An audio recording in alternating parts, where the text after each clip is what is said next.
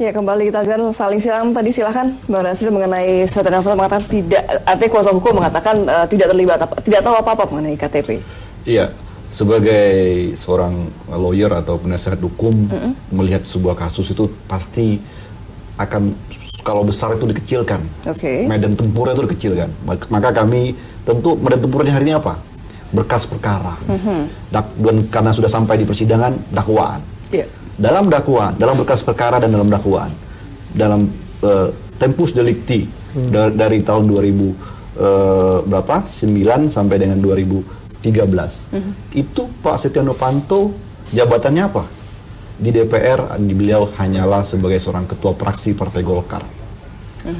Tentu kita lihat tugas, fungsi dan kewenangan sebagai seorang ketua fraksi itu sejauh mana.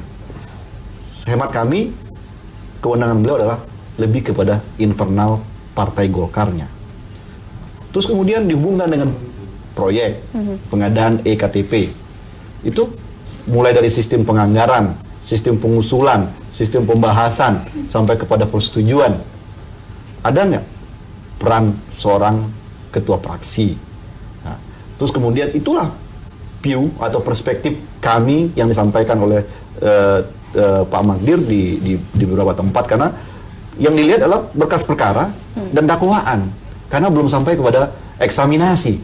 Kalau dalam perjalanan nanti di eksaminasi saksi-saksi dan munculnya bukti-bukti, itu kan menjadi hal yang berbeda. Tapi sebagai seorang penasihat hukum, itulah hal yang itulah etik kami, itulah profesionalitas kami di hadapan klien dan juga di hadapan publik. Kenapa? Agar tidak terjadi prejudice atau menghakimi atau mengadili sebelum ada putusan hakim. Bisa dipahami. Itulah tugas kami.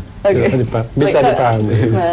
Ya, dalam konteks ini kan juga kita harus lihat ya, ketika misalnya dalam konteks jabatan ya, apakah yang bersangkutan IKTP ada di fraksi dia atau tidak, ada di komisi dia atau tidak. Tentu dalam tindak pidana korupsi yang dilihat semata-mata bukan itu, tetapi bagaimana kemudian secara material dia bisa mengendalikan. Kita masih ingat misalnya putusan Nazarudin, itu kan disebutkan Nazarudin sama sekali secara administrasi tidak ada dalam perusahaan, tapi dalam putusan pengadilan apa yang dikatakan oleh hakim?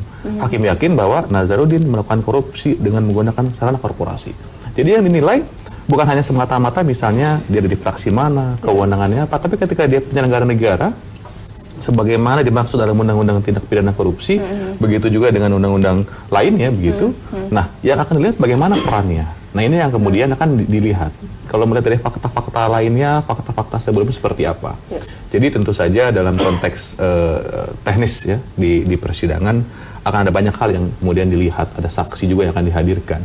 Jadi ini memang akan berjalan sangat panjang, tapi yang kemudian kita harus lihat perkaranya tentu saja belum selesai. Karena yang kemudian sekarang ini kan sebetulnya babak baru dalam perkara IKTP.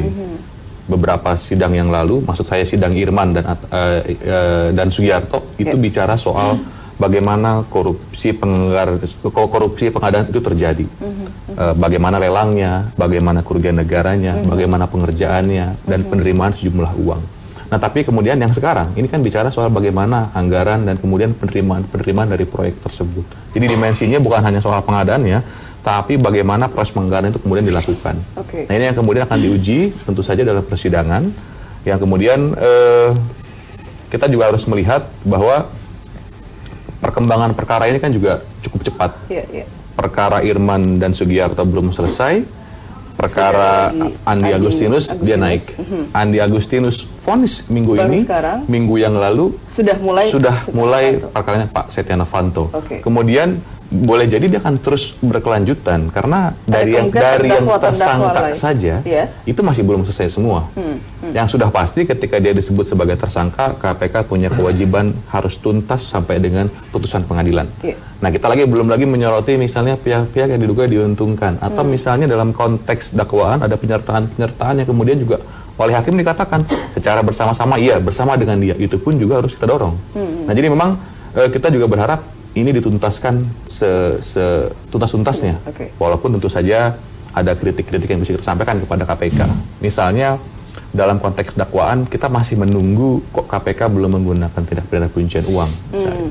Nah, ini kan adanya keluarga dari Setia Novanto gitu kan, apakah kemungkinan akan mengarah ke arah situ? Ya, kalau dalam dakwaannya tidak ada pencucian uang, kayaknya sampai kemudian vonis pun tidak akan masuk dalam dimensi itu. Tetapi kemudian ini menjadi kritik buat KPK, karena sedari awal yang KPK katakan ada kerugian negara 2,3 triliun.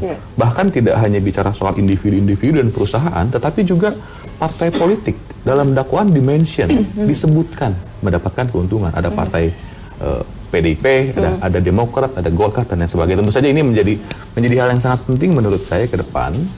KPK harus mempertimbangkan soal tadi. Kalau memang betul ada uang-uang yang mengalir, ya tanggung jawab KPK. KPK harus buktikan. Menelusuri kemana uang persis. Jadi kan kemudian dalam konteks 2,3 triliun, tentu saja saya melihat kalau ada orang yang harus bertanggung jawab, tentu saja bukan hanya bertanggung jawab secara hukum, tapi bagaimana kemudian dari 2,3 triliun itu ada aset recovery. Apakah kemudian berubah? Contoh misalnya, jam tangan Richard Mille yang disebut-sebut itu berubah jadi apa? Kalaupun kemudian dia menjadi aset dan itu bagian dari kerugian negaranya KTP, tentu harus dikejar. Nah, ini menurut saya menjadi hal yang penting, sehingga dimensi penuntasan perkara IKTP itu tidak hanya meminta tanggung jawab kepada pihak-pihak yang diduga terlibat, tapi kemudian ada upaya dari KPK mengejar soal aset recovery tadi. Ini menurut saya menjadi hal yang penting. Tentu saja ketika dia menggunakan tindak pidana pencucian uang, maka pengembangan perkara ini akan semakin luas. Yang kemudian tadi kata Bang Refli, ada yang terlibat, dia lebih suka ini semua buka-bukaan. Nah, menurut saya pun juga ini bisa menjadi masukan untuk Komisi Pemberantasan Korupsi. Ya, saya tambahkan sedikit ya. Pak Masinton mau ngomong dulu. Jadi lawyer tentu tidak salah ya kan, he is doing his job ya kan. Tidak mungkin klien ya. Ya, tetapi kan logis juga ya mengatakan kan begini, kan mekanisme defense itu tentu kan kita lihat kelebihan, kelemahan, kekuatan ya. Ya, salah satunya adalah hipotesis tadi bahwa yang bersangkutan posisi sebagai ketua fraksi, tupoksi dan lain sebagainya. Tapi beliau juga tidak salah ya, karena kalau kita bicara tentang dakwaan, penggalian fakta kan mau posisinya bahkan tidak jadi anggota DPR pun ya kalau memang terlibat ya bisa juga dia berperan jauh lebih signifikan. Dan kita tahu bahwa kadang-kadang orang secara formal tidak punya jabatan, tapi secara informal justru punya pengaruh lebih. Ya, pengaruh yang jauh lebih besar ya. Nah, dulu ada misalnya kasus Papa minta saham dan lain sebagainya kan indirect sesungguhnya kan. Nah, tetapi ada orang yang disebut-sebut dan lain sebagainya padahal secara struktural tidak punya kaitan langsung dengan misalnya kewenangan untuk melakukan negosiasi dan lain sebagainya. Tetapi intinya adalah sekali lagi memang kita menunggu nih. Makanya saya termasuk orang yang dalam tanda kutip ya sangat bukan bersuka cita. Kalau bersuka cita kan kesannya bersenang-senang di atas penderitaan orang lain. Tapi termasuk yang menunggu bagaimana persidangan Setnov ini. Dan untung kemudian pra-peradilan itu berhenti. Saya termasuk yang khawatir kalau pra-peradilan kemarin itu sampai pembacaan putusan, wah kita kehilangan momentum lagi nih ya kan. Nah, sekarang sudah masuk pada pokok perkara, ini kesempatan menurut saya kedua belah pihak untuk membuktikan. KPK membuktikan keterlibatan Setnov dan kemudian berusaha membuka kotak Pandora ini, tabir ini. Tapi Setnov juga ya harus membuktikan ya klaim-klaimnya selama ini tidak tahu ya, tidak terlibat dan lain sebagainya, termasuk apa yang disampaikan pengacara misalnya. Nah, tetapi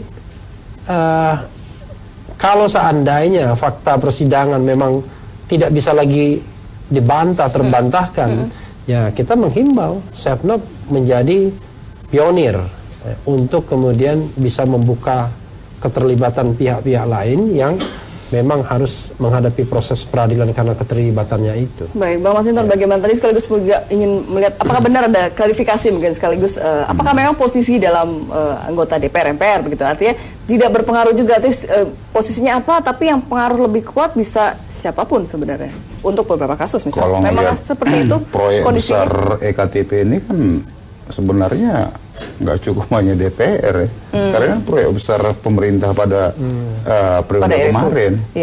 Nah ini kan juga kalau kita lihat umpama nama-nama ketua umum partai yang apa gitu ya, partai yang berkuasa pada saat itu kan juga hilang semua juga. Maksudnya Partai Demokrat? Ya nggak ada juga kan namanya. Terus kemudian juga siapa kan kalau menurut cerita kita runut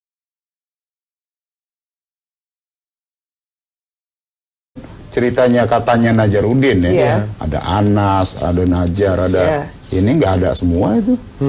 Akan hilang dalam gitu ini apa dakwaan apa segala macam. Nah ini kan dari awal memang kalau kita melihat ada beberapa yang agak itu yang harus dibenahi sebenarnya.